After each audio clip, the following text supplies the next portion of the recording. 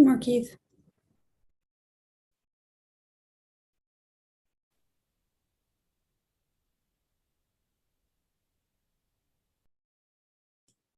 Amy.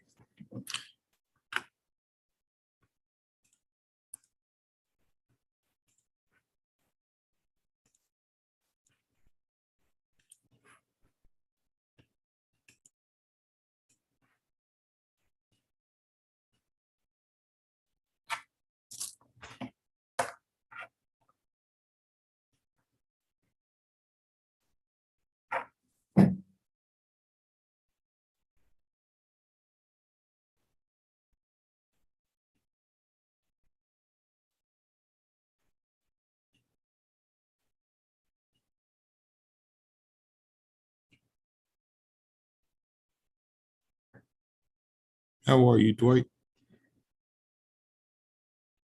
Oh, you're muted. I am good. How are you? Yeah, I'm good. Hey, your mic sounds good.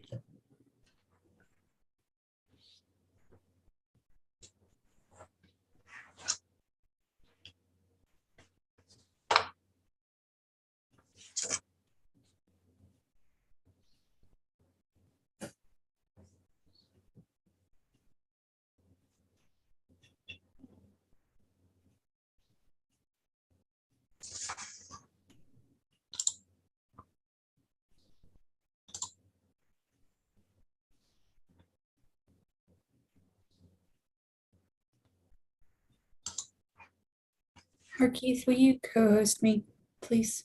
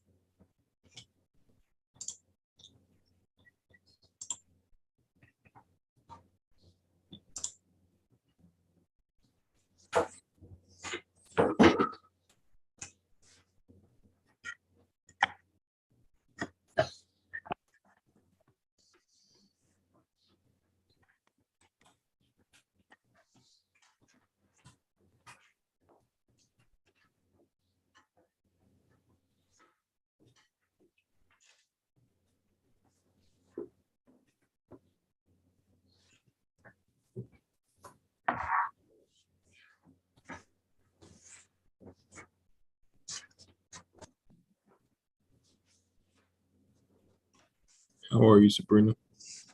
Oh, hello. I'm good. Good, and your mic sounds good. Thank you.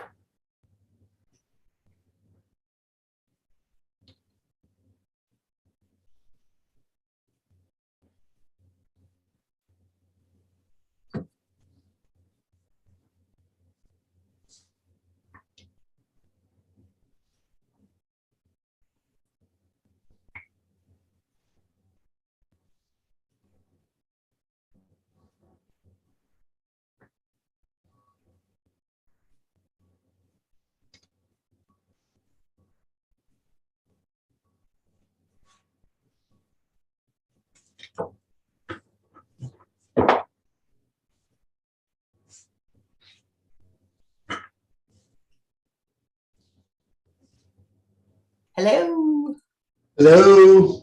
How are you? I'm all right. How are you? It's Monday on Tuesday. Isn't it Tuesday? Is it Tuesday after Monday? It's Monday on a Tuesday. Okay. Do you want me to introduce Jennifer, or do you want to just go straight to Jennifer?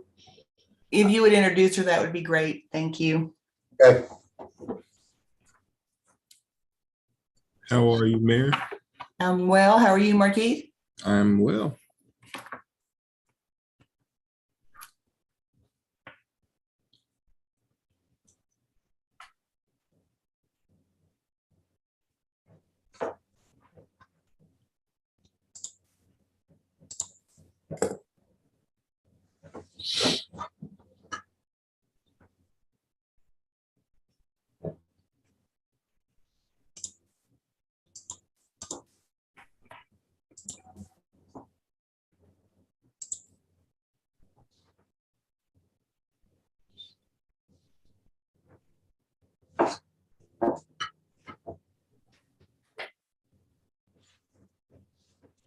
Weird noise. I gotta go check it out. Hang on.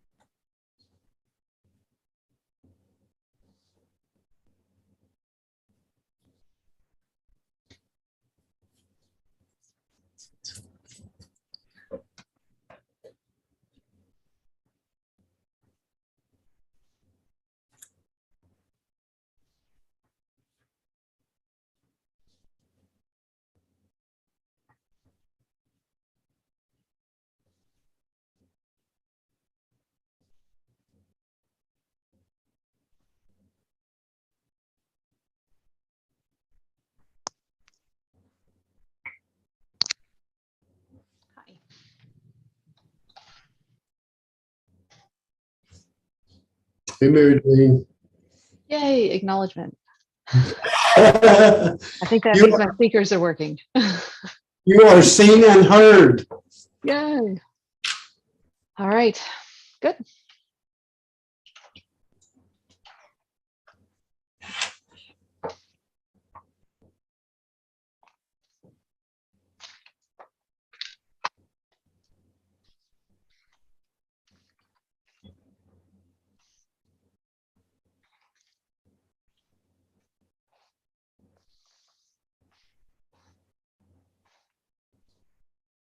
Mayor Lauren will be on the meeting as well.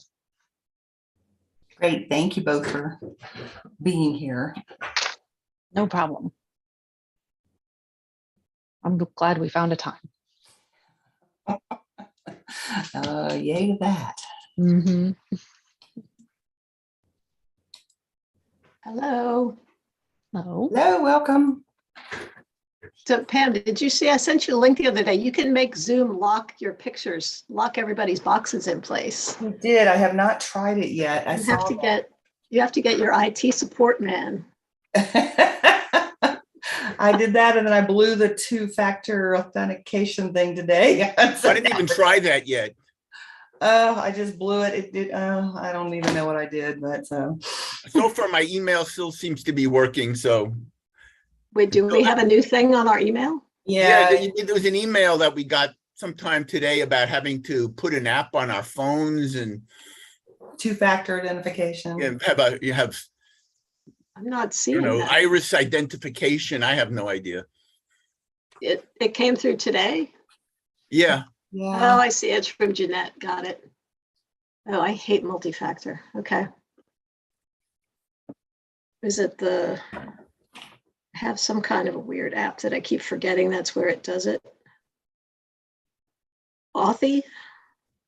I've never needed it before. So I haven't either, and so I don't know. And I never log out, so that's probably bad too. Yeah. Afternoon, everyone. Hello, how are you? Hi, Marquise. Hello. I'm good. Good. Yep. And I'm sorry, I had to step away for a quick second, but That's I think okay. I Hey, heard Marquis. your name. Yep. Hi, Hello, Amy. Mr. Markeith. How you doing today? Good. How are you? Very well, thank you. Hey, Markeith. Hello. And Laura? I'm Marquis. Good. Thank you.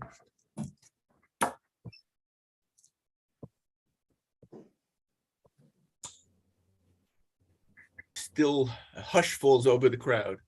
Oh,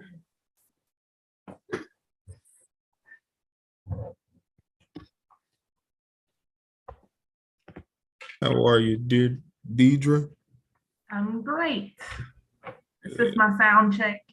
Yes, it is. Awesome. 1 minute. And how are you, Laura? Okay, thanks. How are you? And you sound good. Thank you. Thank you.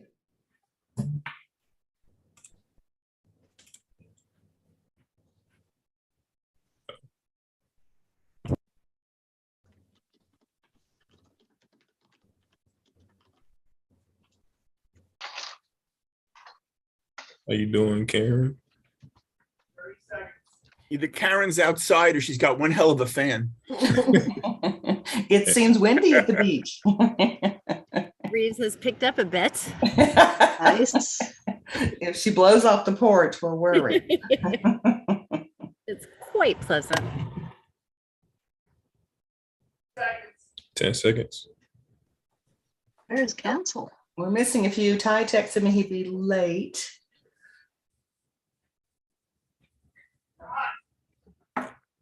And we're live. All right. Welcome, everybody, to this special session of the Chapel Hill Town Council. We're glad to have you with us, whether you're joining us online or viewing it later. We're happy to have you.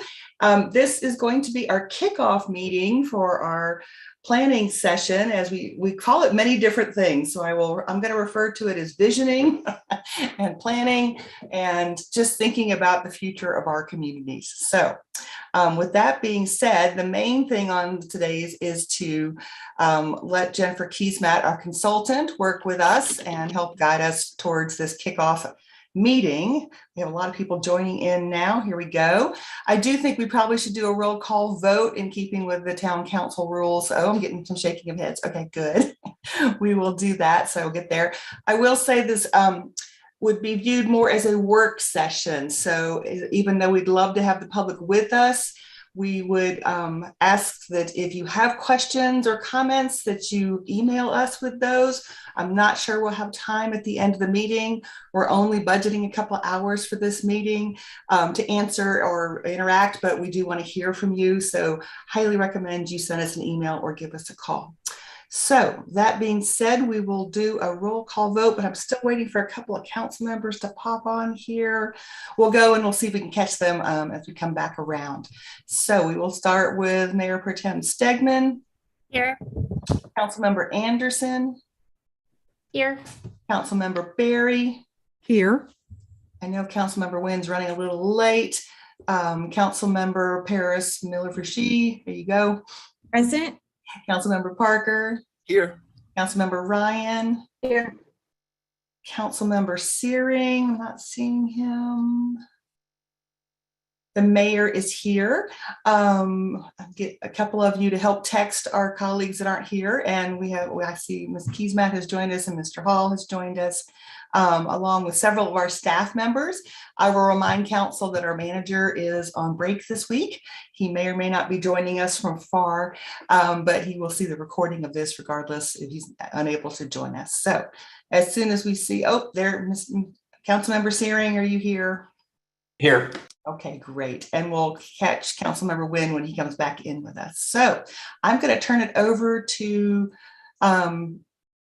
Dwight and let him introduce our Jennifer Keesmaat and other folks involved with this process as we move forward. Thank you. Thank you and welcome, and thank you for joining us today. We have Jennifer Keesmaat and Jennifer Hurley. And just a brief statement, we kicked off the work last Thursday and are really excited. It was sort of sticking our big toe in the bigger pool of water that we have to accomplish in the next 6 months. But I thought we had great meetings, good exchanges, and good planning for the rest of this work. And so I'm going to turn it over to Jennifer Keesmaat, and then she can introduce Jennifer Hurley at the appropriate time. Hi, everyone. How are you today?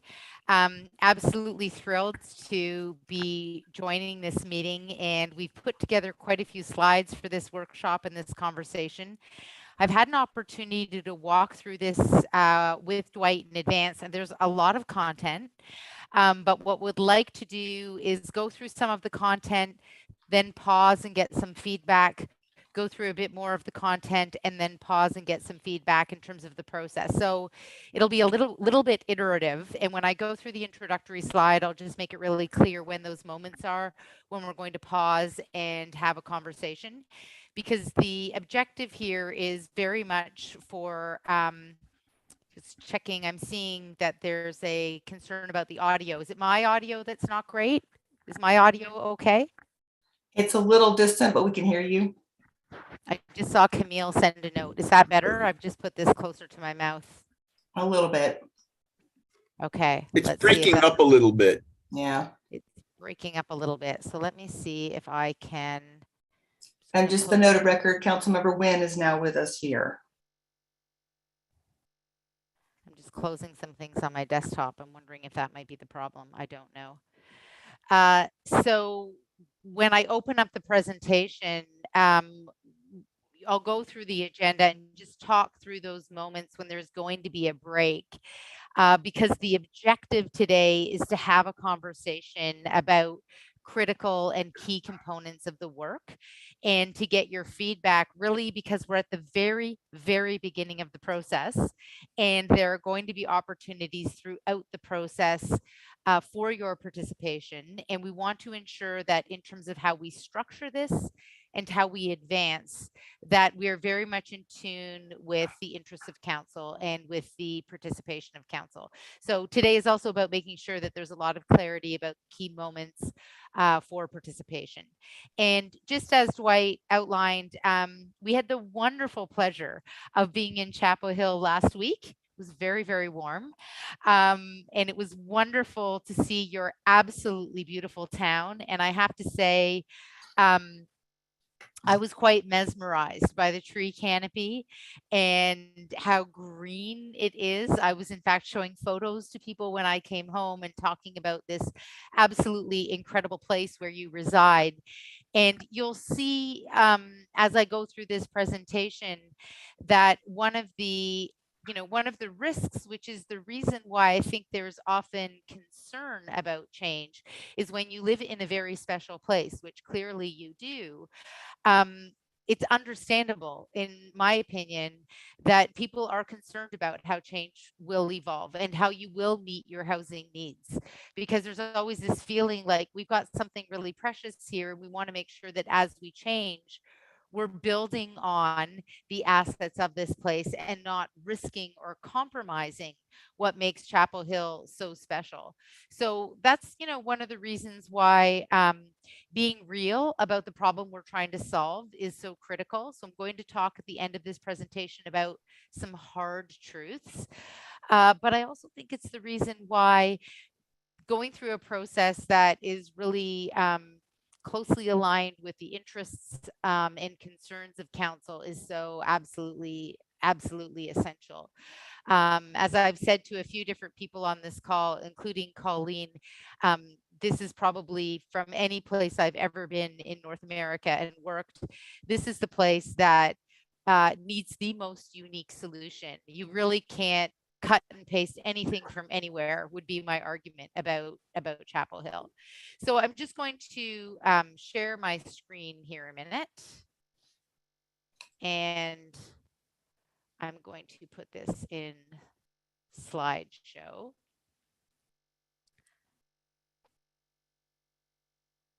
Okay, nod your heads if you can see that. You should be able to see that now.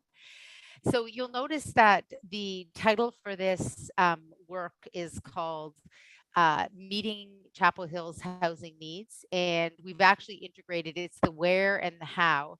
As a short form, we're using the language complete community strategy. So I wanted to say that when you hear complete community strategy, that's the work we've created a brand identifier so that you'll be able to recognize anything that's associated with this work. I do believe, despite what I said about how special Chapel Hill is, that transformative change is possible. And I'll talk a little bit about those drivers for change when I talk about the hard truths. And in some ways, this is like almost like a mission statement, if you will, for this work. That this is about identifying shared interests around a new approach to housing that clarifies the where and the how to build in order to create an inclusive, sustainable, and economically competitive community. So, you're welcome to provide feedback on that. That is a way that we've kind of just tried to consolidate what it is that we're doing here so that everyone has clarity. When we meet with stakeholders, we share this with them as well so that everyone's completely on the same page. So what you're going to see in this presentation, we're talking about complete communities. We thought it would be a good idea to start talking about complete communities as a framework and to make sure we're all on the same page about what a complete community is, what it is that we're working towards here. Then I'm going to talk a little bit about the project objectives, which you've heard before. So I'll go through them quickly, but then the workshop objectives, what we want to do today. And that will really include 3 key things. Reviewing the critical components of this work. So you can give feedback on that. If you think we've missed something, please tell us. The work program overview. And the reason we want to go through the work program is so that you know what's going on. You know why people are being talked to at what stages in the process, and you know what we're trying to do over the course of the next several months and what the timeline is. And then the 5th part is the hard truths. And the hard truths are really one way to think about them. They're the reasons why the status quo isn't okay. They're the reasons why change has to happen. And I came up with sort of a semi-long list, and then working with Rod and with Dwight, we consolidated this into 3 hard truths. So that's your motivation for getting to the end of the presentation, because, that's kind of the fun stuff in some ways, because a lot of it at the beginning is a bit more about process. So the first thing I'm going to talk about here is a framework for complete communities. Now, I've kind of decided to put this side by side so you can read through this. I'm going to talk through it, but you can read through the words if you want. You have kind of a typical suburban design, and a complete community is a counterpoint to that. So typical suburban design, for example, when it comes to housing, there's only one type of housing, single family homes. In complete communities, you have a diversity of housing types, including missing middle density, which is, a challenge in most cities in North America for a whole variety of reasons, including NIMBY, but also in some ways for economic reasons. A typical suburban design kind of divides uses up. You've got your office precinct, your industrial precinct, your academic precinct. Complete communities are about beginning to bring that together, beginning to bring different uses together so that living, working, and learning and playing can all occur within the same walkshed. A typical suburban design is designed for driving. I think that's probably the most obvious. And a complete community is really about options for walking and cycling. And this was really apparent as we were moving around and we were in a car in Chapel Hill. I really think the aspiration with respect to complete communities and movement in Chapel Hill, it has to be about driving less. It's not about eliminating driving. It might be at some time in the future. But right now, from an incremental perspective, it's about driving less, figuring out how can people do more things within proximity to home, recognizing that you have a very, very spread out urban form, and you have communities and pockets that are connected by really significant transportation corridors, which is a tricky form. We'll talk about that later under hard truths. Eyes on the street in all areas of the community, in complete communities. This is, of course, a term from Jane Jacobs, which speaks to an urban design principle of designing buildings so that you have a pedestrian realm. But it's also a really important part of creating a town where people can age in place. When you have a town where people can do things within walking distance of home and where people see each other on the street, that becomes a really important part both of raising children and children having freedom to walk around a community, but also elderly people walking around a community and walking around their neighborhood and being seen. In complete communities, buildings are used for multiple interests. You're already doing this in many of your communities where you're integrating. I went with the mayor to a wonderful community. We were at Coco's in the base of an office building. And I think that's a really good example of where you can begin to deliver multiple uses in one building. And then lastly, typical suburban design has very high infrastructure costs, particularly for transit. I saw a lot of empty buses when I was in Chapel Hill. Very expensive to provide transit when you don't have enough density to really make it a service that has a higher level of use. So I've taken that second column on complete communities, and I've actually put that second column, you can see it here on the left-hand side of the screen, and I've linked it to a series of outcomes. So I'm just going to roll through the outcomes because you've heard everything now on under complete communities. Some of the outcomes that we get from a diversity of housing types, we get inclusive neighborhoods. When we integrate living, working, and playing, we get less driving, more access for seniors and children to amenity. Instead of having to drive your child to ballet lessons or to soccer, that can actually happen within your neighborhood. And going to school can happen within your neighborhood. More choice for mobility is an outcome of complete communities, safer communities that are more convivial, where people walk around and know their neighbors. Ironically, for me, the first time I ever really lived in a complete community, bizarrely, is in a city of 2.9 million people. I know more of my neighbors in my complete community in Toronto than I ever did in the suburban neighborhood that I grew up, which seems counterintuitive, but that's the incredible thing about complete communities. When you walk everywhere, you get to know your neighbors. Lower costs for owners and tenants for buildings, because instead of a building only being used 9 to 5, Monday to Friday, all of a sudden you've got communities using spaces that are used for office or for the university at other times of the week. So you start to get this efficiency that takes place with respect to your buildings. If you think about it at any given time, the amount of empty buildings, think of the empty buildings in your city. Think about a Sunday and all of the empty buildings. The opportunity of complete communities is beginning to layer in a series of uses so that buildings are always being used, and that brings down the costs for everyone, and it'll make your office sector more viable, and it will present opportunities for integration of the university with the community. And then this is a big one. You've got really high taxes. We were surprised. Really high taxes. So one of the great benefits of complete communities is the town can deliver more services with lower taxation, because you start to get a critical mass when you have some density, and that critical mass using infrastructure. So some of the contingencies for this to work, and I'm going to shift in a minute off complete communities, but I just want to plant a seed around some of these things. You need sufficient density for complete communities to work.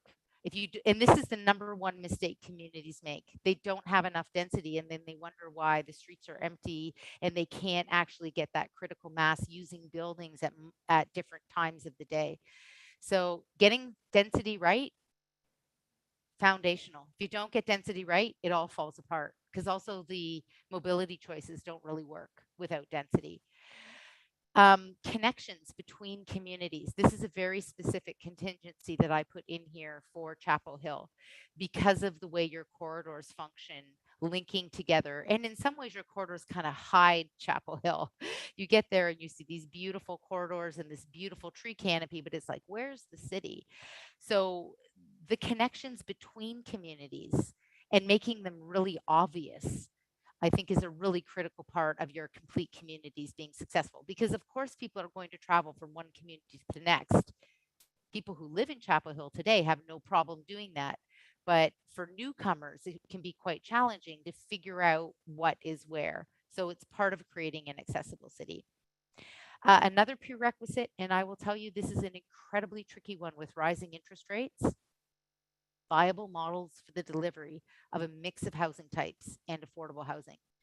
The good news is that your federal administration has just put forward an absolutely massive incentive package for building affordable housing. And if you have a plan, you can tap into that. But getting a model that's viable, it's not enough to say we want to layer in affordable housing into development projects, because the risk, of course, is that if the math doesn't work, you'll actually just lose the development altogether. So linking those things together, the viability of the model for complete community, that's actually a contingency. And I will say it can be one of the trickiest ones in creating a complete community. And then lastly, strategic infrastructure investments that deliver the highest possible good. This can also be a tricky thing to do. But I think when you take the complete communities framework as the starting point around the where and how to grow, then beginning to layer in those strategic investments becomes more clear. You can see how you're delivering more public benefit from any given infrastructure investment. So that gives you a little bit of an opening framework, if you will, for complete communities. And I'll just say this. I've layered throughout this presentation examples of different complete communities, because there's lots of different ways, there's different built forms, there's different styles, there's different mixes of uses. So the question is figuring out what's the right fit for Chapel Hill. And when we get to a pilot project, the opportunity is really the big opportunity is figuring out how a pilot can demonstrate what a complete community will look like in Chapel Hill, how we can bring that together. And we can talk about how the planning process can potentially support that. So you'll see examples throughout this presentation. They're meant to inspire you. They're not meant to be copied, because I honestly don't believe there's anywhere on earth that can be copied and plunked to Chapel Hill, but they're meant to inspire you and to give you maybe clues and ideas for what the future could look like. So, I'm sorry this is a bit fuzzy, but an anatomy of a complete community, at a very basic level, these are the components that need to be built upon, recognizing that they're going to ebb and flow, and some will be higher and some will be lower. But diverse housing types is the fundamental criteria if the objective is to create an inclusive community. Then, of course, layering in the transit, the mix of uses, the public realm, you can see all of the components here. What you don't see typically in a complete community is a lot of surface parking. And that's because surface parking is very tricky in that it spreads out uses rather than creating a critical mass. So shifting gears, I'm going to talk a little bit about the components of this work and then the objectives. And then I'm going to pause and we can have a discussion about the complete communities framework, the components of this work, and the objectives. So I'll take about 7 more minutes to go through this piece, and then we'll pause and we'll have the conversation. So the first critical component, and I'll show you when I show you the work program how all the pieces link together, is to recruit community leaders. And we're looking for a very wide, we're using that term pretty broadly, to actively engage in a dialogue about how best to grow. So that's one of the key components. Another component is facilitating focus groups with community leaders and council work sessions. So this is the first working session, which is why I'm going to try not to do all the talking. We're also, another critical component, the third critical component, is conducting technical analysis of housing capacity, demand, and locations for a pilot infrastructure project. And the image you see here is actually a project that is under construction, where I used exactly this process, almost exactly, not quite, but it involved building community support, understanding the capacity for growth, and then figuring out what the elements were that could deliver on a complete community. And it was linked into the impetus for this work was the building of an LRT. And this is under construction right now as we speak. The fourth critical component is identifying a pilot project. You know that the pilot project is going to flow from the community dialogue and the technical analysis. And the fifth critical component is positioning council for a stake in the ground vote that moves the pilot project forward. And I was asked last time what I thought that pilot project might be, and I withheld saying anything, but I will just say that I think we can talk a little bit more today specifically about what a long list of pilot projects might look like. And you might have been thinking about this over the past few weeks, and you might have some ideas that you want to put on the table that you want us to be thinking about as we move through the next several months in terms of what that pilot project could potentially look like. And that's exactly the conversation that we want to have today. And here's a really interesting example of a development that integrates food production, structured parking, as well as housing, a really interesting model. So project objectives, we want to begin the process of identifying shared interests about where and how to grow. We want to determine where complete communities can be advanced, exploring trade-offs and opportunities. And the image you see here is also for a project that's under construction right now. It is a complete community. It involves 970 rental homes, 20% of which are affordable, but it also includes a corridor for small scale entrepreneurs. It also includes an open air market, which is covered in the winter months.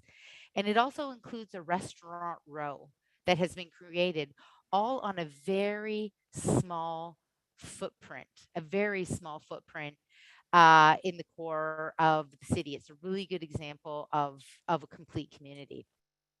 And identifying the pilot project. We've talked about this. We've talked about this one a lot. So the workshop objectives. So this is about today, further refining and clarifying the work plan and setting it up for success. Talking about what needs to change, and really the hard truths are the mechanism for us to have the conversation about what needs to change. And really it's about figuring out and ensuring that there's a shared consensus about what needs to be fixed. And if you think we've missed it in terms of what needs to be fixed, because remember, we're like doing a fresh eyes thing here. We're coming from the outside and we're putting on the table what we think the problem is. So I'm just going to pause here. If you want me to keep going through and getting into the meat of this, I'm happy to do so. But I thought I would just pause and take any questions and comments about complete communities or today's objectives.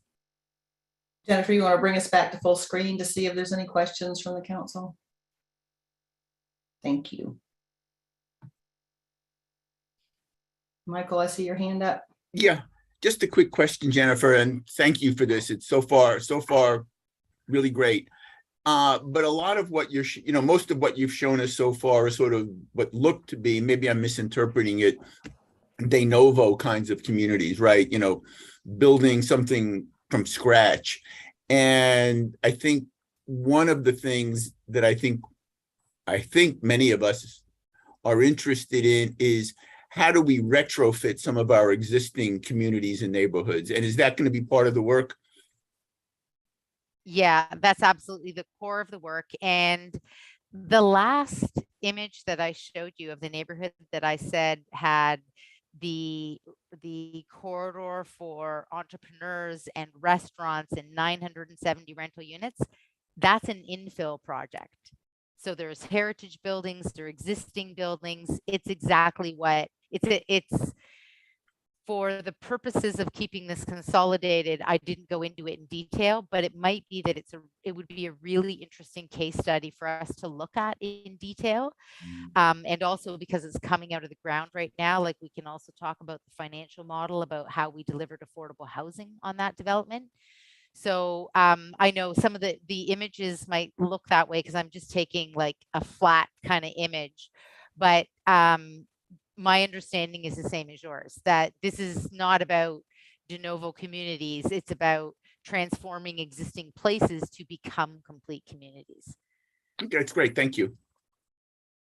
Okay, anyone else before we push on? Okay. Keep going. Excellent. Thank you. Okay, great. Oh, I don't know why my slides. Sorry, just one second. Jennifer, we did have a viewer to say that it would be helpful if you could push your mouthpiece closer to your mouth. Oh, okay. I will. Oh, that's much better if you can. That's much better. Okay. Funny that Yeah. it's so sensitive. Sorry, for some reason, exit to full screen. For some reason, it's coming up gray. Just give me one moment. Here we go. I just had to exit and come back in. Okay. Here we go. Work plan overview. Thank you for bearing with me. These are the things that are less awkward when you're in person. When you take a little minute, it seems like forever when you're doing it online. So here we go again. So now I'm going to go through the work plan overview. And I can't stress enough, I don't want you to feel like I'm, flogging a dead horse by really going through this in detail, but I think it is really valuable in terms of your participation to understand when we're doing what and how you fit in. So that's why, from my perspective, it's so important to go through this work program. We don't want to get out too far ahead of you.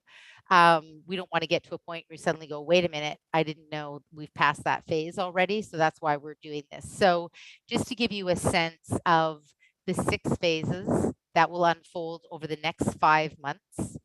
The first phase we're almost complete right now, which is project initiation.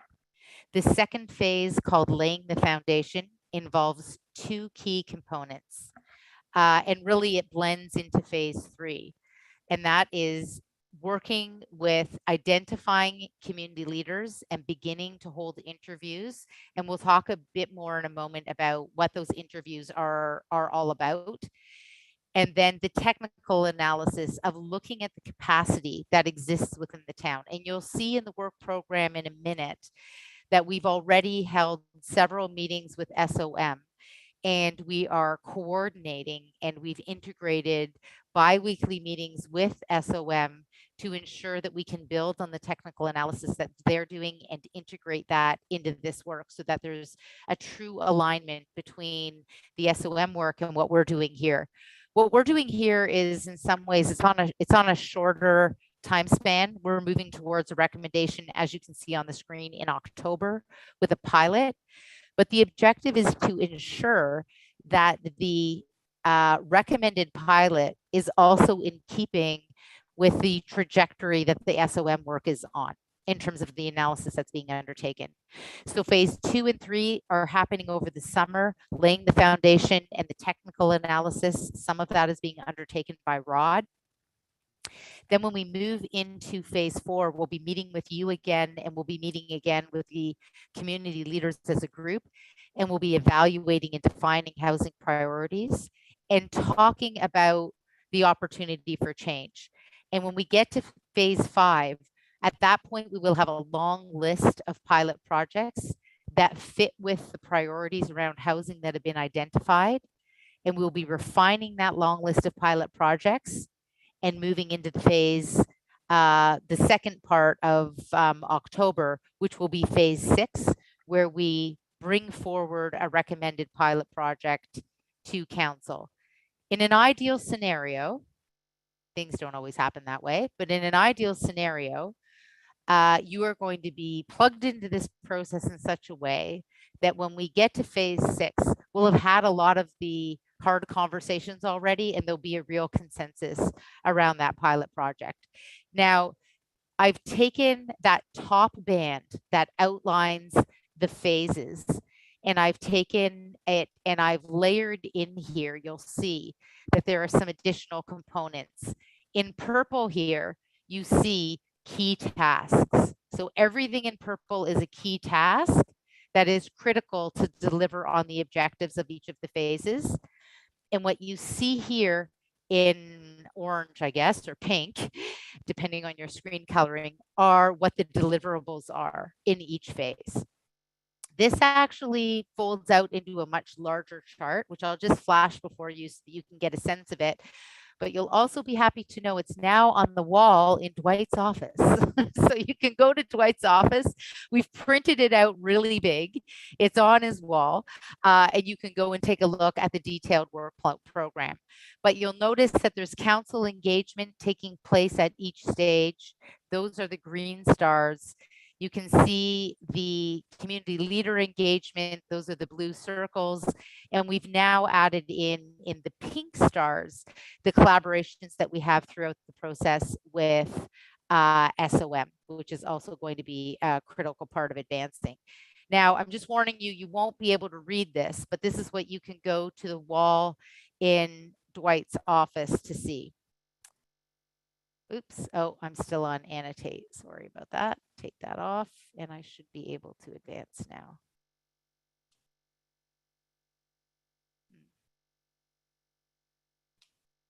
Sorry about that. There we go. So you can see here, I talked to you a moment ago about the critical components of this work. So this is exactly what was in the earlier slides. Here you can see a breakdown of all of the tasks that we're undertaking. And I do encourage you, I hope you don't mind, Dwight. I can't see your face, so I hope you don't mind, but you can go and look at this in detail in Dwight's office.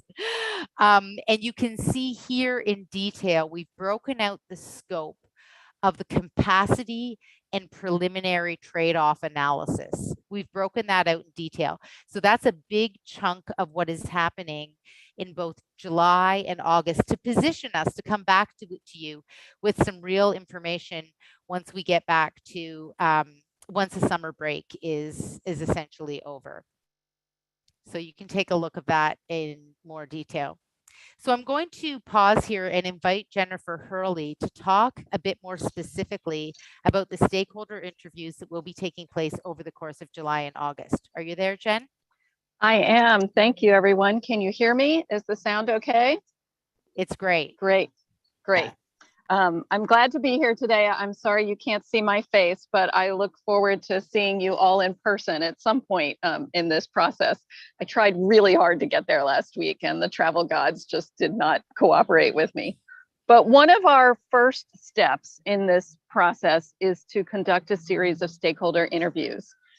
And there are two real purposes for this. We are trying to widen the circles of influence and get beyond what some people jokingly refer to as the usual suspects. But, you know, the people that you can rely on to show up at any regular public meeting are important voices to hear, but they're not the only voices in the community. And we want to reach out to those voices and perspectives that may not always show up in a regular public meeting. And through the course of the engagement with the stakeholder interviews and then later the community leader workshops, we'll be identifying potential community champions who can help you carry this work forward.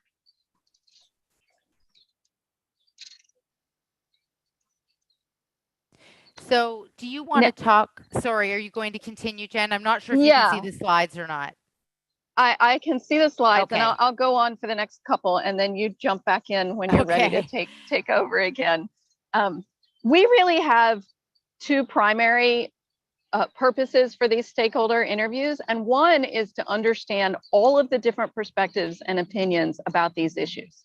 And we are not trying to speak to hundreds of people. We're trying to speak to roughly 30-ish people who can tell us all of the different points of view and all of the different perspectives and opinions. And we want to hear the opinions that even people might not want to hear sometimes, because we want to get a really full understanding of how people think about the issues around housing and development in Chapel Hill and what the barriers are for getting more missing middle housing and more affordable housing. And again, we want to reach people who would not normally just show up for a regular typical public meeting. And so we're doing very directive outreach of identifying important perspectives, people who can represent employers who are hurt by their employees not being able to afford to live near where they work, or developers who could potentially build missing middle housing and who aren't doing it, so we can understand why they're not doing it. we want to talk to people who are the voice of opposition to more housing development or more housing density, so we understand what their concerns are. And we also want to speak to anyone who can represent the kinds of the people and families who want to live in Chapel Hill, but can't afford to. And so we are reaching out to some very specific people that we think represent some of those points of view. And one of the things we're going to be doing in this first round of interviews is also asking people, who else should we talk to? So we haven't filled up our entire potential slot of interview spots with this first round because we want to keep some room for additional perspectives that we are going to identify we've missed in this first round that we can go out and get in a subsequent round. So we're going to pause there and take any questions, and in particular, any questions for Jen on this process, because in about a week or so, this process is going to begin and emails are going to be out, sending out invitations for people to meet with Jen. And I should also just point out that Alex Mather from our team, our urban designer, is also on the call, and Alex will be attending some of those interviews. I will attend some of those interviews, but Jen will be the constant through all of them. And the goal will be to get a really good portrait of what the barriers are to change, and also the opportunity for change. Where's the shared consensus? So we'll just pause here a minute and take any questions or comments that anyone might have on the process. And maybe I'll do the same thing with stopping the share for the chair's benefit. Adam, did you have your hand up then, Karen? I've got a couple questions. So the first is, 30, that's going to be a pretty important set of 30 people. And, I hadn't realized you already had your list of half of them. This is going to be I think it's going to be difficult to just talk to 30 people. But my question for you is, one thing I've been asking people, would you be willing to participate in this? A lot of skepticism about participating, the amount of time. There's one person I was talking to who's a mother of young kids and just felt like this was just, going to be very, very difficult, has a lot of views about this. What kind of time commitment are you thinking about that this is going to call, like, for these folks? So for the interview itself would probably be 30 to 60 minutes, depending on how long the person wants to talk. Some people can get their point across very quickly. Other people, you start talking about these things and they really want to go deep. And we want to understand the nuances. And so I will be scheduling time slots that are 45 minutes long with a 15-minute break. And if people are done with what they have to say in 20 minutes, they'll be welcome to go. But and then the workshops themselves, I think Jennifer could speak more to the time commitment for that. But our goal is to really clarify what the choices and opportunities are, so that when we're bringing people together for a workshop, we're presenting them with very key kind of decision points. We're not spending a lot of time covering every possible educational issue we might bring up. We're going to be bringing forward very targeted questions and decision points. Jennifer, do you want to elaborate on that? Yeah, and I think one of the things that we're really sensitive to is that SOM has a comprehensive consultation process already underway. There's no need for us to go back to the same people that SOM is consulting with. In fact, last week we received a very useful summary of consultations to date that then becomes an input into our process. So we don't want to repeat that. There's also the excellent survey that is undertaken by the town. I had one of the slides from the survey. We don't need to ask people if they're concerned about affordable housing in Chapel Hill. There's an excellent survey that tells us that. So it's a bit, we're trying to be really, quite frankly, respectful of the community by not asking questions that we already know the answer to. And I will say the good news is there's a lot of consultation that has taken place already. So we don't need to do it again. We want to build on the excellent consultations that have taken place. We want to build on the excellent survey input. Like the survey has really good data that gives you a really good snapshot of where people are at and what people are concerned about in Chapel Hill. So that becomes a really interesting input. So the emphasis in this process isn't let's find out again.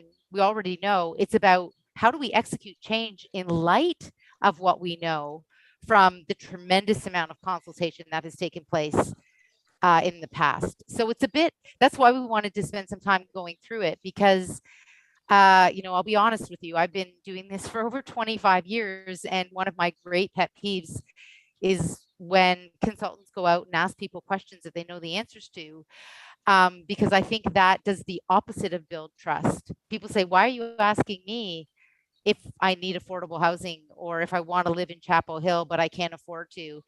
There's actually survey data. We know that 92% of employees in the town of Chapel Hill do not live in Chapel Hill. That is really critical data. And we want to use that data to inform moving forward and to inform the importance of creating complete communities. So that's a little bit of the approach that's been taken here. I'm gonna pause right here for a minute. We've had several questions come in, just clarifying. Colleen, can you help us with, they've asked who SOM is so that people can understand. Sure. SOM is Skidmore, Owings and Merrill. They're a multidisciplinary firm that is leading up the transit-oriented development and the UDO or the LUMO rewrite. And Chris Hall is representing them today. Chris, do you want to say hello to the group? Yeah, Chris Hall. I'm with SOM. I'm an urban planner, and yes, of course, coordinating market analysis, transportation analysis, place analysis, and looking forward to developing master planning and strategic approaches to the station areas and the focus areas. But we've had some great conversations with Jennifer and her team already. Thank you. And Jennifer Keesmaat, it was noted that Dwight's office isn't accessible to the public. In fact, I'm not sure he has enough wall space to hang all that on it anyway. Would it be possible to put it more public, like maybe out in the hallway in front of the manager's suite and online so that people can see and take a look at this? That would be very helpful. Okay. I see Dwight nodding. So okay, thank you. Adam, did you have a follow-up question? Was that, I'm sorry, I didn't mean to cut you off. Okay. I mean, I just want to know, so what do I say to the mother of the young kids who has a lot of thoughts about this, but not a lot of time? Can share with us. You can always send us an email. You can share. You can go to the group conversations. No, she's willing to do a phone call or something, but she's just not willing to commit to focus groups and all that kind of stuff. So what do I say to her? Send us an email with her thoughts or call one of us or share it with you so that you can share it with the rest of us. But Jennifer also just said it's 45 minutes initial conversation. So that's the time. Yeah. Okay. But not beyond that. That's my question right there. So, I mean, she could do that, do the 45-minute conversation. Okay. And then. Well, that's the parameter that. Okay. All right. Okay. There you go. Thank you. Karen, then Jess. Yeah, thank you. This is all really exciting. I just have you've touched on my questions, but I just wanted a little bit more clarity, a few things. So there's the interviews and the focus groups. Is that with the same people or is that different people? Yeah, excellent question. So the goal in the interviews is to identify people in the community who represent a constituency, who are interested in being further involved and really becoming an advocate for change and an advocate for complete communities. And then they will be invited to participate in the focus group and play a more intensive role in the process. So, just to give you an example, when we went through this process with staff on Friday, we were looking from the perspective of equity-seeking groups and interfaith organizations where there might be leaders who they have a constituency, they have a congregation, they have a voice in the community, and they're also interested in being a part of forward-looking change. Because the objective is to identify a series of community leaders who are actually champions for change, who, people from the university, for example, or from the downtown business BIA, people who have other people that they can reach out to and who they also represent to a certain extent, so they can talk about the needs of the communities that they're involved with. Thank you. And so I appreciate what you said about using and benefiting from all the surveying and focus grouping and everything that's gone on. There has been quite a bit over the last couple of years, including with the LUMO, not the LUMO, sorry, the FLUME future land use map process. We got very broad input. So I was really glad to hear that, because I agree, going back and asking people the same questions just makes them feel like, why are you haven't done anything with what I already told you. So I think that is a sensitivity, and we want to make sure we're not just asking again. I think it's important that we act. And one of my questions, and there's going to be more than one kind of group that this pertains to. You don't have to talk about every group, but for instance, people who are housing insecure, how will you kind of get that input? People who it might be harder to kind of talk to, will you talk to sort of nonprofit staff who work with populations that are harder to access, or what process will you use for that?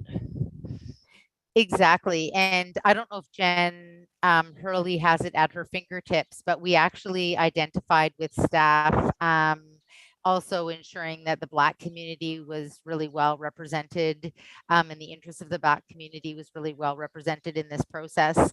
So we actually have, in some ways we're looking for community leaders, but we're actually taking a little bit of an unconventional approach.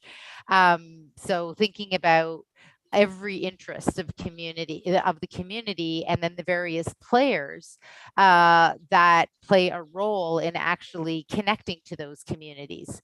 So we're not going to talk to every housing insecure person in Chapel Hill, but we will talk to the leaders of organizations who work with people that are housing insecure.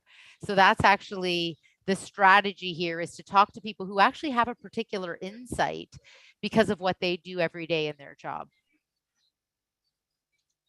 And my last question is, as has been noted, 15 people is a small group. So I'm sure everyone would be interested in who's on that list. Is that going to be shared with us? Yeah, for sure. And remember two things about that. One is that that's just the beginning point. Like we basically went through, we created a huge list, and then we shortlisted to figure out like who should be our starting point.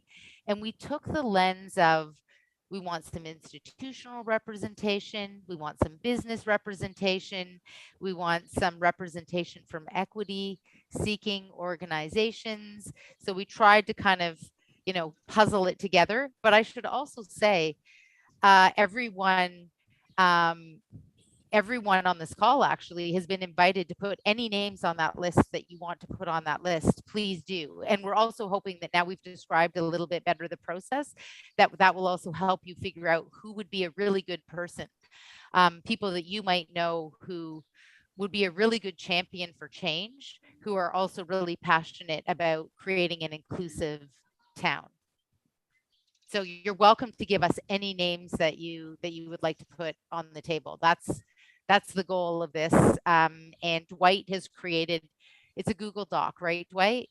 It is, yeah. Dwight has created a Google Doc, so put names in there, and we actually use that as the basis for the conversation in beginning to identify the 15. But just clarifying, the fact that we put a name in there does not necessarily mean you're going to talk to them. These are just all of our suggestions. Yeah, and let me clarify, we're starting with 15 because you have to start somewhere, like who you're going to call first. But the objective is to actually have 40 interviews, and we don't have 40 names yet. So, it might be that every single person that has been put forward so far will in fact be someone that we speak with, dependent on their interest and their availability as well. We also heard about some people that we were told we should talk to, but who might not. It might take a little bit to get them to the table. So we're sensitive about that too. People who have time constraints or pressures and demands that make it difficult for them to participate. Great. Okay. Thank you. Yes. Yeah. Well, I just had a comment, which is I really like this approach for a couple reasons. One being that the whole point is to figure out the potential barriers, but also to understand people's interests. And so it's not, I think sometimes we try to get people who think like us into these places. And of course we want, smart people who we potentially agree with. But I think part of the important part is that when you're working with a complicated and diverse community, you want to talk to people that you don't agree with, so you can understand where they're coming from and you can figure out how you still get to your goal. So we have the shared goal. It's just about, talking to people who we don't necessarily agree with, whatever that means to us as individuals, is really important for them to be there. So I think, trying to stack the deck isn't, with people that just think like you, isn't really the point. And that's what I think is so powerful about it, because our community does have different ideas, and people have different ways of thinking about things, or different things that are the most important to them. So I think that's really important. But I like the idea of having people who represent groups that we don't traditionally get to talk to, like, nurses who want to live here but can't live here. We're probably not going to be able to talk to all of them, but talking to someone who's their manager is really effective. So I like the ways of doing effective outreach without feeling like we have to touch every single person. I think that's really important in this kind of work. So I really like that. And I think it's important for us all just to remember that it's not about getting everybody who thinks like Jess or thinks like, whoever. It's about getting the whole gamut so we can figure out how we piece it together and still get to our shared goal. A question I had is, I think Jennifer Keesmaat, at some point, you had talked about kind of what are the things that you want to save or preserve. And I think sometimes our community also has really different thoughts on that, and it can't be everywhere, or else we can't do anything.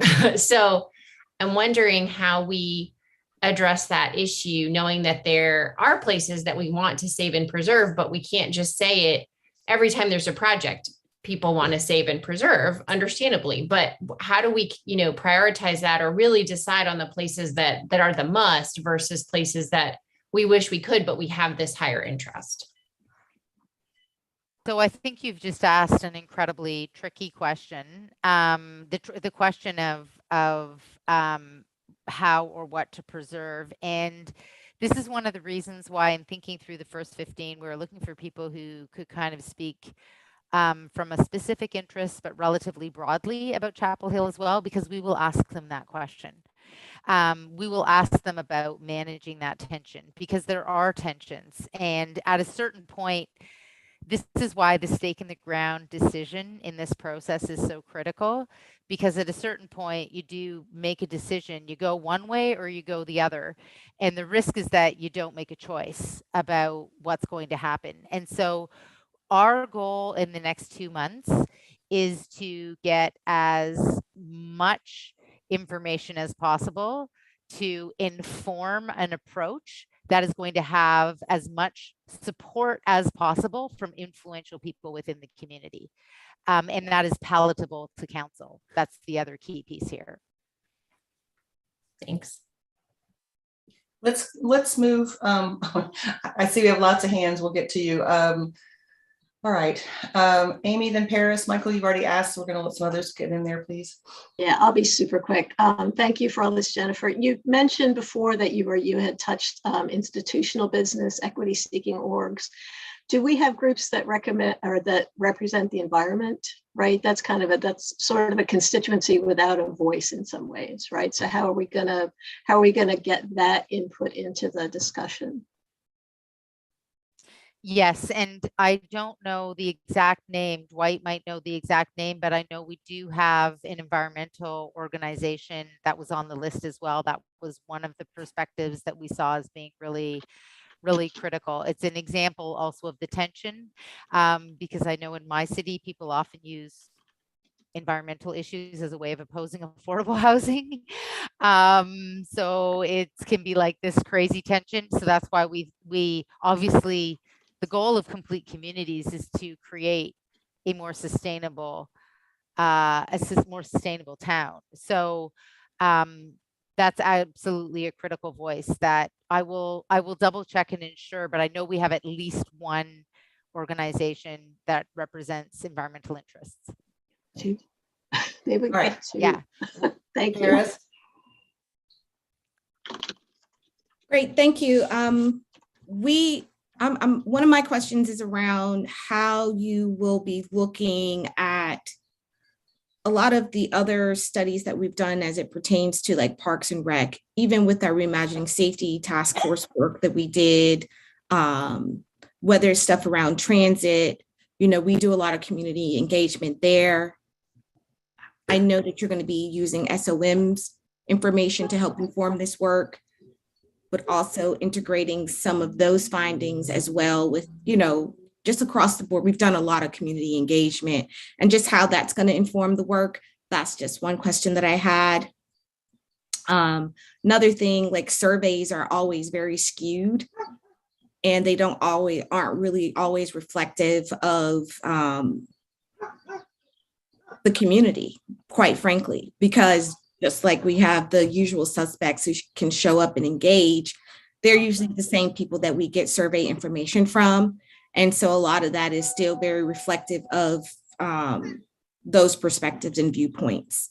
And lastly, I think it's really, really important for whoever's doing this work and leading the work understands the history of this community and who has had power to be able to elevate what should and shouldn't be protected, because some certain communities have not been a part of that. And I'm afraid that if you're not steeped in that history, that can be cemented in this process. And so I really want to know how those who are doing the work are educating themselves around this community's history.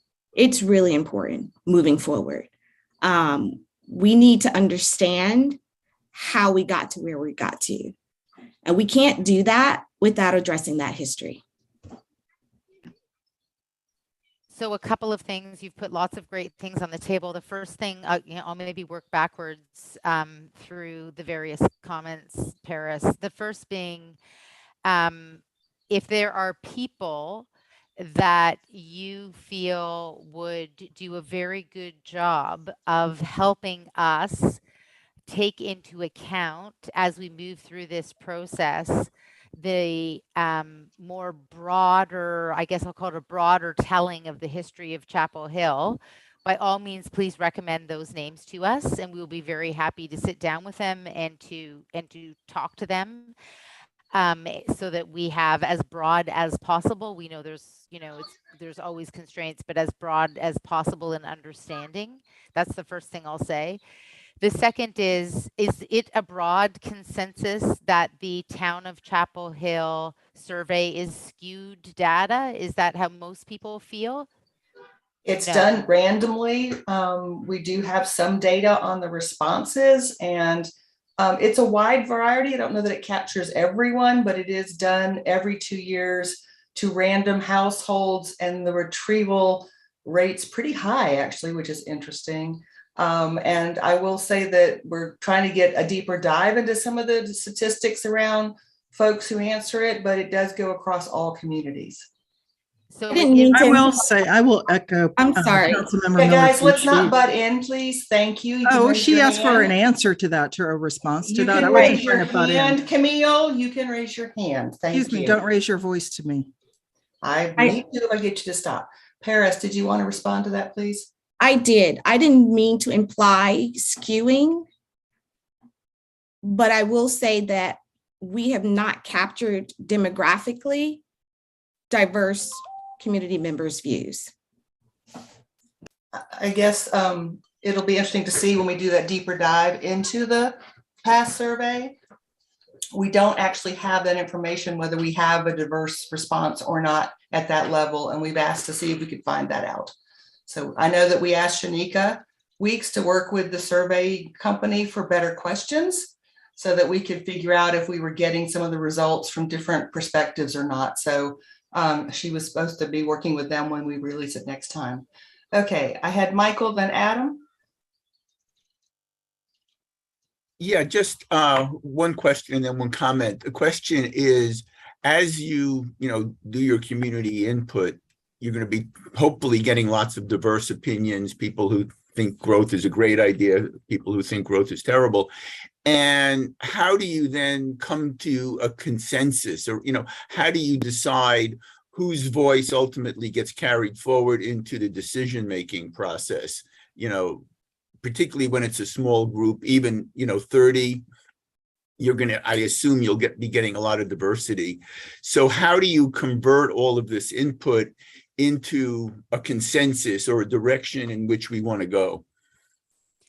So this is one of the reasons why that first slide where I talked about the scope of what we're doing is so critical, because it sets the frame for what we're doing and by default what we're not doing. So for example, we're not figuring out a way to keep housing prices high in Chapel Hill by excluding as many people as possible. We're not doing that. There will be some people who might want to participate in this process who will argue that that is in the public interest and that that's the character of Chapel Hill and that Chapel Hill should stay that way. We are using the foundation as it's been articulated to us, the parameters, which I understand have been approved by council for this study, as the basis for proceeding. So we are looking at, in this study, a way to create complete communities by identifying where and how growth can take place in Chapel Hill. So if there's a community consensus around an anti-growth mandate, we will bring that back to council. We already know, just from the early conversations that we have, is that there's lots of constituencies who want to see more housing in Chapel Hill. But we will be using that, when I said was that statement at the beginning, that's going to frame what we're doing. So that's our starting point. Okay, that's really helpful. I think, to add more fuel to the survey fire, I think sometimes people answer questions in the way they think they're supposed to answer them, rather than always the way they actually feel and the way they act. So when we, for example, review affordable housing projects, it is often inconsistent with the way people complete the survey, and I'll leave it at that. Okay. Adam, quickly, and Camille, you got some more to cover here. Well, just super quickly. So first, I'll just say with the survey, we asked happy to dive more into it, but the company we hired to do it, makes every effort to make it as random as possible and reflective of the population of our town. So, by all means, let's do a deeper dive into it. But I think it's very helpful. And I also will say, we might not like what folks say on the survey, but that's what they say on the survey, so that's one piece of information we need to put in. Of course, we don't have to do exactly what they tell us, but I think it's a pretty good indication of what I hear, at least. And then the third thing, Jennifer, I would just say, you said something earlier that environmental issues are used to as a way to oppose affordable housing sometimes. And I sure hope that's not the frame that we're going to start this process from, because I think you can do both. And I certainly, hope that we can do both. But I think if we're going to start this process from the, thinking that these two things are in opposition, then it's going to be a pretty short process. So I hope that that's not what you meant. I hope you were just using that as an example. But yeah, not at all. In fact, I think building complete communities is about creating a sustainable town of Chapel Hill. Those two things are entirely in alignment. Okay, Camille. Thank you. And I would like to reiterate, because I got cut off, probably so, but I want to make sure that this is heard. Please do not raise your voice at me, and I will not do that to you, anyone on this. Camille, I hear you, but I wasn't getting you to stop talking, and it was not. Excuse me, do not interrupt me, please. I was still talking. Thank you, Mayor. So I will ask for the respect that I give and that I am due. Thank you. Now, as I was saying, with respect to the survey that Councilmember Searing was just mentioning, and that Paris, Councilmember Miller-Fouché brought up, there is distrust around it. And we're just going to put that out there. There is distrust in the community that voices have been heard, that there has been an equitable hearing of voices. So that perception becomes reality. So there is that concern. And I want to make sure that we hear that we address that. And as Councilmember Searing said, the survey, they have done all that they could to do. We hire these consultants to do that, and we rely on them to deliver, just as we rely on the consultants who are working with us on other projects that he himself has challenged. So I think he can also appreciate when we say that we question, right? Yes. So the next thing is, I am curious about the numbers. When Jennifer Hurley shared that there were going to be 30 folks spoken to in these interviews, and 15 have already been identified, and Councilmember Searing raised the concern, didn't know that you're already starting and that you've whittled it down, and that's half of the amount. And then Jennifer Keesmaat, when you commented, you said that number was 40. So I want to get clarification. Are we talking about 30 or are we talking about 40 interviews? Thank you. We're talking about 40 interviews. 40 is what we have scheduled to do. And just to clarify, a request had already gone out to all council members to put names forward. So we're trying to be consultative in how we're creating this list. And I just want to, I'm assuming that your survey is statistically valid. I would suspect that that's absolutely critical.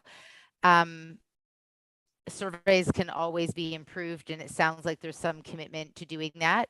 What we're going to do is we're going to be bringing information to you as the elected leaders in the town of Chapel Hill who've been bestowed with a responsibility to lead, and we're going to be reflecting back to you.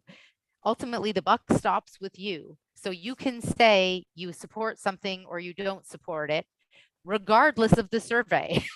You have been elected, and people have elected you to represent them.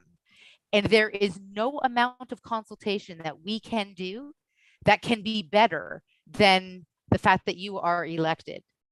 So, we live in a representative democracy. And what we don't want to do is pretend that there's some other type of system or process that can tap into the interests of the public. We want to collect as much information as we can. We want to be as diligent and careful and thoughtful.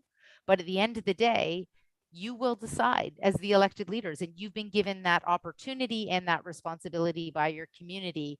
And that's one of the reasons why we wanted to spend this time today, making sure that we're checking the process with you, making sure that your opportunities to participate in the process were really clear.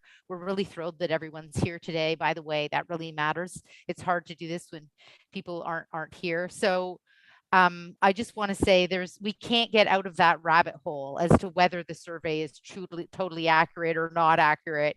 And as leaders, you're going to see things and hear things, and you have to check it as a leader and give us feedback on a leader and tell us when we've missed something as a leader. And that's why this FaceTime is so critical. Wonderful. And then my last question is that short list that you were able to arrive at. What input did you get? What guidance did you get from whom to come up with that short list, to get the background on those folks? So we received recommendations from council. Dwight put out a Google Doc, and then we held a meeting with staff from a diversity of departments, and Dwight can go through each person's name. So it was a relatively small meeting, but we wanted people who were connected into, we had the head of public works, we had Colleen as the head of planning. Dwight, could you just go through maybe the rest of the list of the participants? We had our diversity and inclusion officer. We had Susan Brown. We had Sarah Venus. I'd have to go back and look at the invitation list. I just can't remember them all off, from housing and community. And also invited, she has a staff person that's looking at some of this subject. We invited her to. Trying to think if I missed anyone.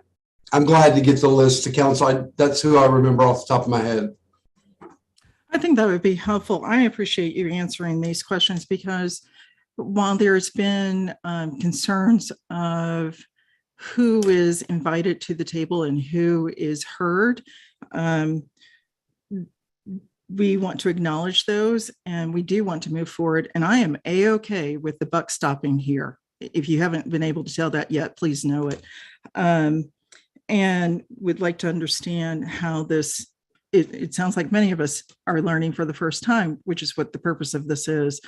And so I will continue to ask clarifying questions, and I really appreciate your time in explaining. Thank you. Okay, I'm going to move along.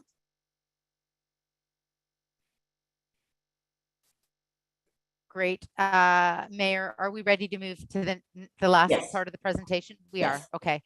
I apologize because my screen went blank again, so this might just take a moment again to figure out how to get it up.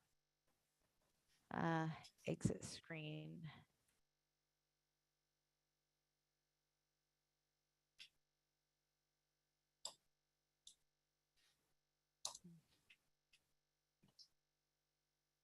Oh, there we go.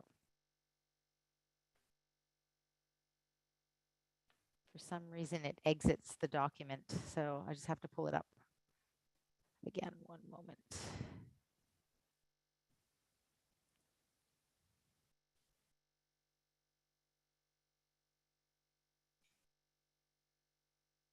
Okay, brought it back up again. Okay, we're in the home stretch.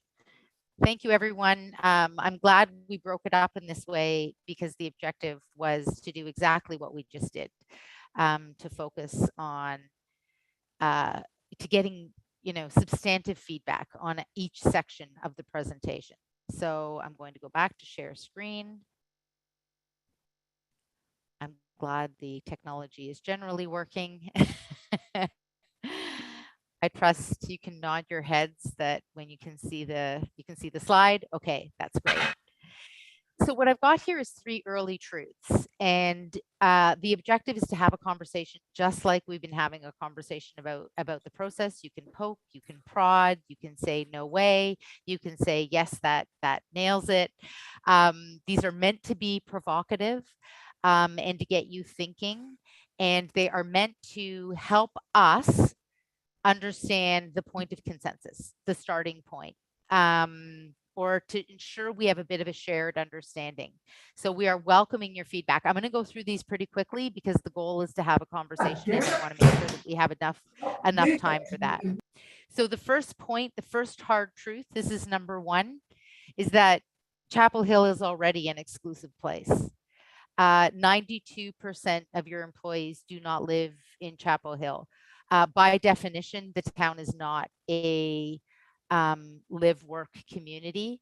It is a community where people work and they have to commute outside of Chapel Hill.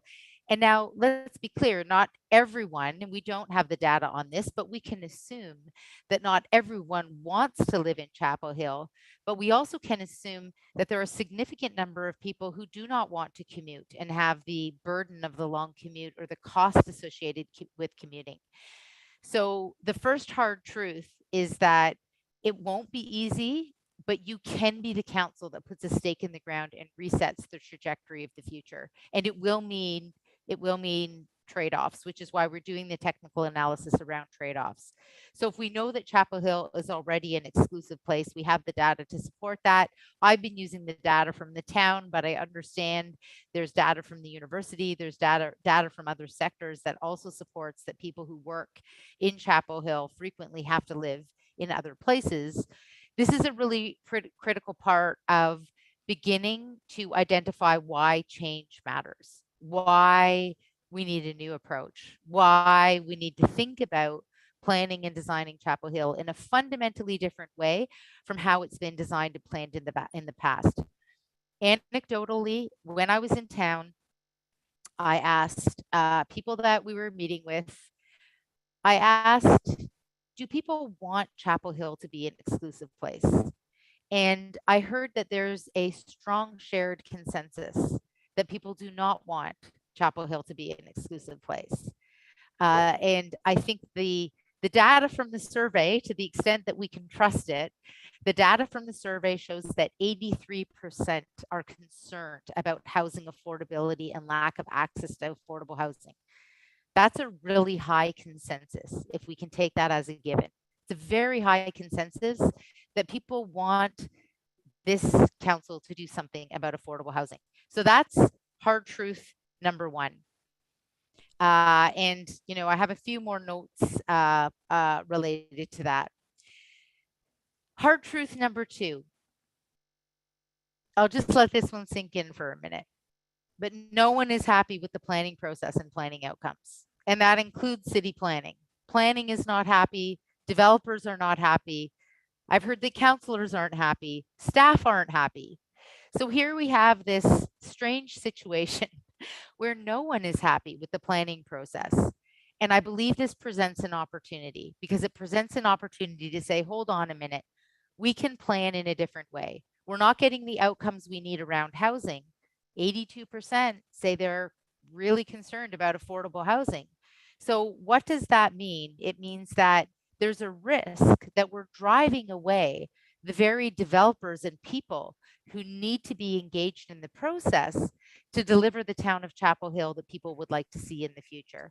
So this is hard truth number two, that no one is happy with the planning process or planning outcomes. So there's actually a shared consensus on this, that planning can happen in a different way in order to deliver a different kind of consensus. And this is the third shared truth, and I'm just, or hard truth. And I'm just going through these a little bit quickly because I am sensitive that there's probably going to be a lot of comment on these. Chapel Hill has a difficult urban form to remediate. It's not like there's planning in a toolkit somewhere that you can pull out that will make it easy to change the fact that Chapel Hill is already an exclusive place, and to change the fact that the planning process is so challenging. So if this is another hard truth, and if the goal is to create an inclusive and walkable town, and remember, this goes back to that very first slide in terms of the parameters of our work, where and how to grow is going to need to focus on a multi-centered approach. This is, again, early observations right at the starting point. If there is some consensus around these three hard truths, it's actually useful for us as we go into the planning process. If we can identify the things that are holding us back and the ways that we need to change, it then becomes part of the narrative building around change. Because when people say, I don't want affordable housing, we can go back to the fact that, well, but do you want Chapel Hill to be an exclusive place? Because it already is. And if it already is, it just shows why this council has to do some really hard work around advancing changes related to the urban form, the planning process, and making Chapel Hill an inclusive place. So I'm going to stop there. That actually ends my presentation. And we would love to hear comment and feedback on these three hard truths. How they might need to be worded differently or shaped differently is all fair game. This is kind of our first take at what we feel is kind of the consensus point or the driver for change as we begin this process. You, Amy, I see your hand up. I love it. I love the whole idea of the hard truths and actually doing reality checks and, making sure we start from a place where we know where we are and we admit what we are and where we want to go. My first comment would be on the consensus around affordable housing from your survey. Chapel Hill often we have very top level, a lot of shared values. As they move into implementation, you will find more pushback. So I think that, I was involved in something called the Central West Planning Process, and the group was agreed pretty easily to a set of guiding principles and then fought bitterly on what the implementation would be and what affordable, what affordability meant. And it meant different things to do. For some people, it meant single family housing, that was out of the reach of many people. For other people, it meant very dense apartments. I wouldn't take those surveys completely on face value there. It's a little more complicated than that, the way things actually play out in town, which I'm sure is true in a lot of places. And in addition, I get the first one. So I agree, we are already an exclusive place. I think that that's true. I thank you for mentioning 2020 in the planning process. I think that there were missed opportunities there, and we have a comprehensive plan that doesn't really plan for very much specifically. So I'm happy to put that on the table as well. And the urban form is difficult to remediate. And I know you're talking very high level about the kind of the nodes and the decentralized system that we have. We've also got, our suburban form, or even downtown. Like, we don't have alleys. We don't have a lot of the things that help with density and help with those kind of good urban places. So the retrofitting is going to be complicated. And our topography a lot of times is an impediment. I'm sure, we're called Chapel Hill for a reason. So, things are up and down. There's lots of streams. There's lots of, I live in a single family neighborhood, and, supposedly my lot should be a great place for an ADU, except with the topography. Basically the only buildable spot is the spot where my house is. So, and that's true throughout a lot of towns. So that complicates things for us as well. But I love the kind of the tough love approach, and let's keep that going throughout. Thank you. Karen and Jess.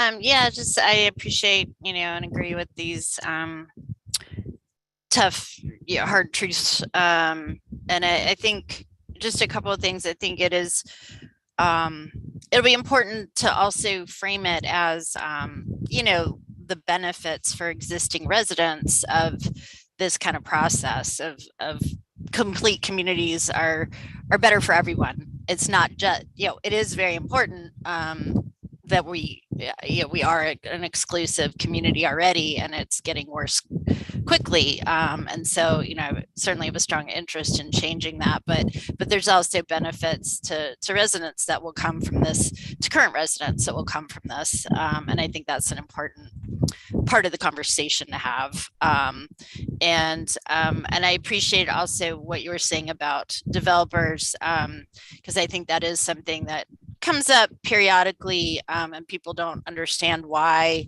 we don't have more smaller developments and local developers, and not understanding that our planning process makes it too hard for them, and too expensive and too unpredictable and all of those things, and that part of these changes we want to make will help us get that kind of development, at the variety, I think, that we tend not to get right now. So I think that's really important as well. I think that's everything I wanted to say. I'll say this is kind of not connected, but I meant to say earlier, I guess more of a heads up, really. When we've done these kind of processes in the past, there's been a lot of, we'll set a timeline and then somehow that timeline triples. So I'm kind of begging you not to let that happen, not to turn this into a 2-year process. I think, there's so much data and so much community input we've already gotten. And I think you're going to do it in a different way and with different people. And I think that makes sense. But please don't turn your list of 30 or 40 into 100 and 200 and, go down a rabbit hole. Thank you. All right, Jess, then Paris, then Michael. Did you want to respond, Jennifer? You're welcome if you want to speak. That would be great. Just a quick response, a quick response to Amy. The reason the project is structured this way to lead to a pilot project instead of principles is to actually very quickly dig into forcing a discussion about the trade-offs. It's always easy to agree on the principles.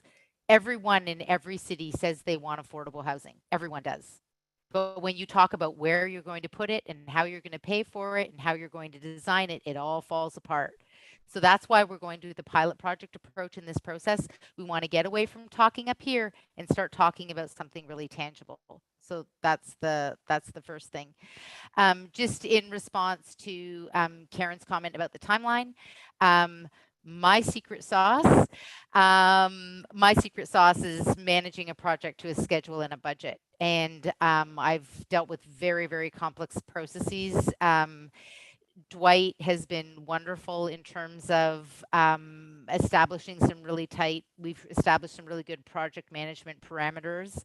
So I'm very confident that we will, the reason in some ways we're also showing you in detail this process, it's about accountability for us. You know what to expect of us and the timeline on which to expect it. So we don't want to disappoint you.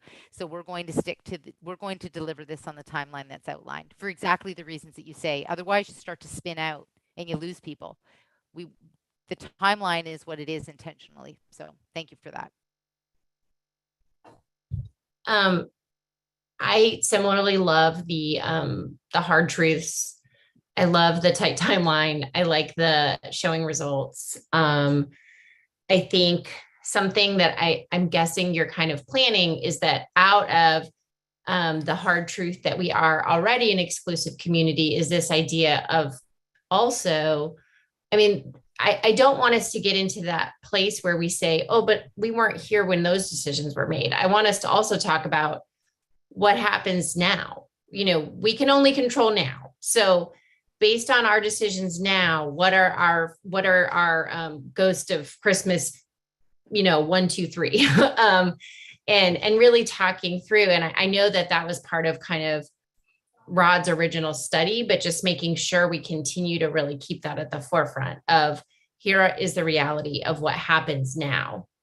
We can't change what happened in the 80s, but we can change our decisions now. So what happens if we make, this decision versus that? And I think just really keeping that front of mind too, beyond just saying things are the way, none of us were on council when a lot of that stuff happened. So, it kind of feels like I don't want us to kind of skirt the responsibility for being leaders and being part of this process in a positive and hopefully joyful way. I mean, it should be exciting that we have decisions to make and that we all have a vote, and that we are part of the leadership of this town and taking that seriously, but also making it something that we can enjoy, like bringing our community along and having good conversations along with hard truths. And the other thing I just wanted to make sure you're aware of, and I'm guessing staff will tell you, I think there actually is a survey, because we've done so much work on trying to do incentives for our staff to be able to live here. I think there is some data on kind of how many, and it might be a little old, but I just remember, and I would never pretend to remember all of it, but it was something like, the department that kind of wanted to live here least were the police. And that's not surprising because they don't want to live in the community that they serve in that capacity. But we have some, maybe a little bit old data on employees' willingness or interest in living here, just so you know. So I'm sure the staff can get that for you. Okay, Paris, then Michael. Great. Thank you, Jennifer. I would like to say that I, like my colleagues, I'm very happy to see the 3 hard truths, and I'm pretty sure there are many more that could be added to this list. And as we're doing this, this work, I'm always keeping at the forefront of my mind, historically, we're talking about land use. And we're talking about who has traditionally, historically had the power to determine how land is used. And so it's so important that we get this right. Our nation is going through a reckoning around how we have historically excluded certain people from being able to have access and agency. And I don't want to be a wealthy community. I want to be a rich one. And a rich community is inclusive and it's accessible to everyone. That's the kind of community that I want. People say they want affordability, and I'm so grateful that, Amy, you brought that up. I was just like, yes, yes, yes. They talk about it. Then when it comes to when the rubber hits the road, you get the pushback. And thank you, Karen, for saying, let's not deviate from this timeline. Let's not delay. Let's not study it to death. We want to get it right. Yes, we have to bring some things in and look at that. But let's really try to stick to that timeline. Thumbs up with that. So thank you for that response. And I just want to end with saying, I don't know, Jennifer, if you've seen just in this meeting, but as a council, we need to have some hard questions and reckoning as well. We need to have the hard conversations amongst ourselves. And so I don't know when you came, who you met with, but I think it's important that you meet with us as well, so you can hear where we're showing up. Because at the end of the day, the buck stops with us. And I want us to be honest with one another as we're moving forward as a council, to have those hard conversations to get this work done. Because our community is looking to us. And I know that each of us, we're committed to doing this work right. So thank you. Michael, then whoever wants to be next. Yeah, Jennifer, you basically nailed it. We can quibble over the words or something like that, but I think those truths are indeed perhaps the central hard truths. The one thing I just wondering about, I'm not sure if it needs to fit in, but I think there is, and I think it gets to a little bit what Paris and some others have mentioned, is also we are exclusive. We are also in many ways inequitable. And I think that needs to be part of a fundamental part of the conversation as well. A lot of why we are what we are, why the zoning is what the zoning is due to things, decisions that we, the council, did not make, but we, the council, have in our power to fix, or at least hopefully fix. And so I think that needs to be part of this conversation, that, zoning everywhere, certainly, I don't know about Canada, but certainly in the United States, has been a tool of, promoting inequities, promoting racial inequities. And we just heard, yesterday from a former mayor of ours, the first Black mayor that we ever had, to my knowledge, the only Black mayor we've ever had. And, cross was burned on his lawn. These things are very real. And we also need to make sure that, we weave the issue of righting historical, racial, and other wrongs into what we do here. But, the truths are extremely true. And I really appreciate your having the courage, as it were, to make both, the council and the broader community face up to them, because, avoidance is generally much easier.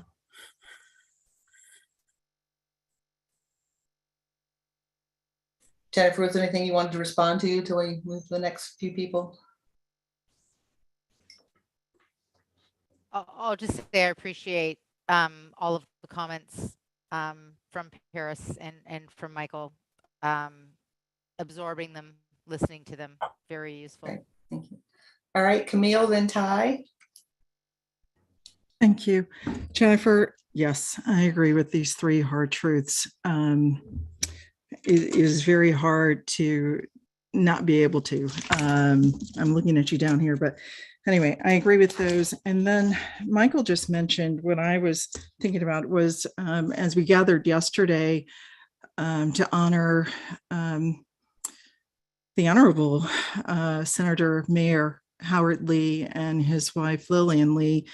And not only was, had I heard of the cross being burned on his yard, but I also heard of the resistance to them moving into neighborhood that we're hearing from now that is not amenable to affordable housing. And then he said something that really struck. He said when he introduced the idea, and I'm paraphrasing here because I didn't quote it, when he introduced the idea of mass transit buses, people rejected it because they didn't want to lose what made this community special. They didn't want to bring in others that made this community special. Here we are, decades later, and we still hear that refrain, and I'm ready to break it. So thank you. Ty, then Adam. Can't hear you.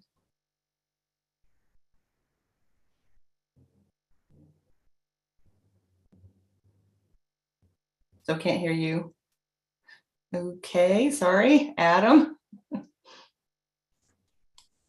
mean, I again hope, I think your listing of the things we need to think about and your hard truths is a good one, and I appreciate them. And I think, if we can use this process to come up with, the kind of communities that you're showing on your, some of the examples you were showing, I think these are things that we can really do.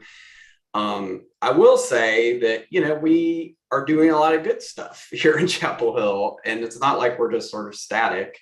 We just a month ago approved another issuance of over $1 million in new bond money to build even more affordable housing. We've got 6-7 affordable housing projects going on right now across the town, and we can always do more, but we're doing a lot. So I think I want to approach this with the positive feeling that we can, kind of merge a lot of what people say that they want into something that we can get broad support from a lot of folks. And I think we can do that, but I think we, as we move forward, we have to acknowledge that, we're doing a lot here in Chapel Hill. We're falling down on some areas, and we may disagree on the areas where we're falling down the most on, but hopefully we can move forward. So anyway, that's my commitment. Ty, can we hear you now? Hello. Good job. Good job. Oh, bet. All right. Well, I don't really have much to add. I echo a lot of the sentiments expressed by my colleagues. I appreciate the hard truths being put up, and I'm just excited to get to work and see this done. I'm cautiously optimistic about your ambitious timeline there, but as Councilmember Stegman said, hopefully we can stick to it.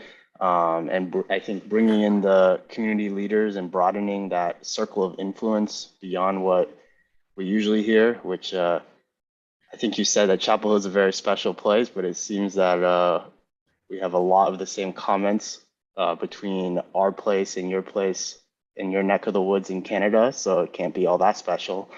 So yeah, just excited to see this, excited for more participation from our young folk. I think you mentioned that high percentage of those people that work here but can't live here are people like me who are younger, can't afford these McMansions that we seem to have so much of here in town. And to Councilmember Searing's point, I think we've started trending in the right direction, but I think we're in a crisis, and small steps aren't going to be good enough if we want the community that we all say we want in the next decades to come. Thank you. All right, I will wrap up. I will give my input, and then we'll see where we go from there. I do think the hard truths are important for us all to agree and coalesce around. I think we've known them. I don't think we say them out loud as often as we should, but we have to make some changes. We are already behind in housing here, and I agree, small steps aren't going to get us there. I will say, no matter what the reasons behind designing a process that was so long and cumbersome. It has yielded not the outputs we wanted and has caused us to have less affordable housing than before. Early on, I called a group of developers who actually live in Chapel Hill but don't develop in Chapel Hill anymore to say, why aren't we getting the things we say we want, like affordable housing and middle housing, and what's going on?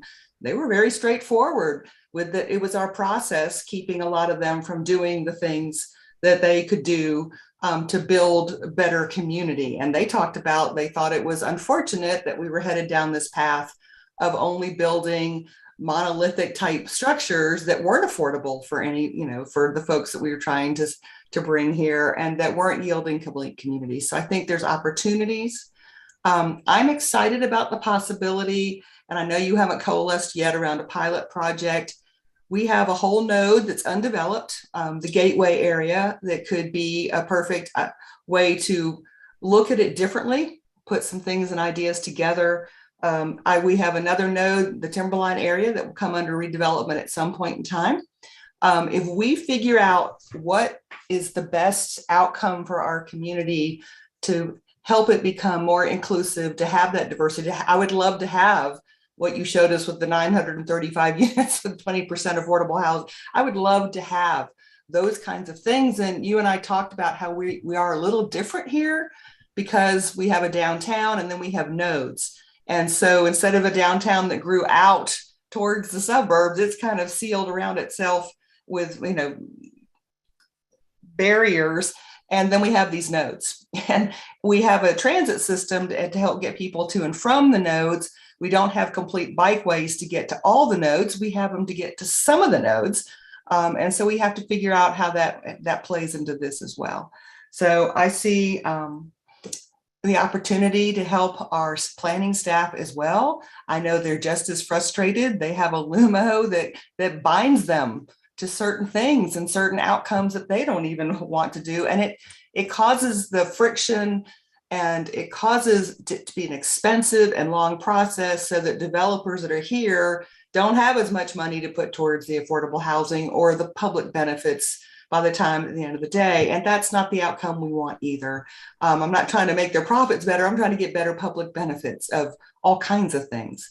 And we're trying to house people who work here. We don't want to be that exclusive bedroom community. That's not our goal. I think you heard that from every one of the council members. I will agree with Adam, though. We do some things really well. We're working towards better outcomes, but we've got to take some bigger steps towards that. We've got to make some better decisions as we move forward with all of this. So I think it's very doable. I think we have a council and a community that's ready for a change. We might disagree on what that change actually is or how we get there, but I think I feel that we're ready because of the pressures of the growth of the whole region. We know we don't want to grow like some of the other communities are growing, but we want to grow in a way that's Chapel Hill-esque. And we may not agree on all what that is, but I think you're going to hear some valuable input just in talking to people in general. I tried to focus on putting some younger people on the list so that you could hear the people that work here that can't live here. And we need to hear that perspective. We need to hear other kinds of voices other than people who already are affording to live here, however they're doing it, whether they're cost burdened or they're not. And we'll figure that out together. So do you have more to share with us about any of the timeline or the plan? So the only thing I'll say in closing is that thank you. This has been a very rich conversation for us and incredibly valuable for us. And as a little aside, the issues that you talk about, the racial exclusion that has been integrated into our planning processes and our zoning is something that we are deeply aware of in the Canadian context as well, and grappling with in a very intensive way right now as well. So it's something that's not unfamiliar to us and very tricky. I will say that there's one thing that maybe from a fresh eyes perspective, I'll reflect back to you in closing. And it's this: one of your greatest assets as a community is, if we're in a room together right now, I would say in this room, despite the fact that there are some differences, there is a very high level of consensus. It's very clear around the vision for creating an inclusive community, and that's not always the case. So that is an asset that you bring into this process. And we've also heard, I think loud and clear, that this council wants to do something. This council doesn't want to just consult and study. This council wants to act. And so we had been told that, which is one of the reasons why we were very excited about working with all of you. And I can tell you that this conversation today has just reinforced that in an even more substantive way. So stay posted. If you have names that you would like to forward with us, if you would like to speak to us one-on-one, I'm extending that invitation right now. If you have further comments that you feel you did not have an opportunity to share with us, or comments that you would like to share with us one-on-one, by all means, assuming that that doesn't upend a council protocol, we're very open to that as well. I'll make that invitation very, very clear, because what I said earlier in the conversation about the buck resting with this council, you have a tremendous amount of responsibility. I think it was Councillor Parker who said we didn't create the mistakes of the past, but we can fix them. I think that's a really powerful frame to bring into these hard truths. So thank you all very much. Okay, so I'll make sure that Jennifer is aware. You are welcome to meet with individual council members. You can actually meet with small groups up to 4 total.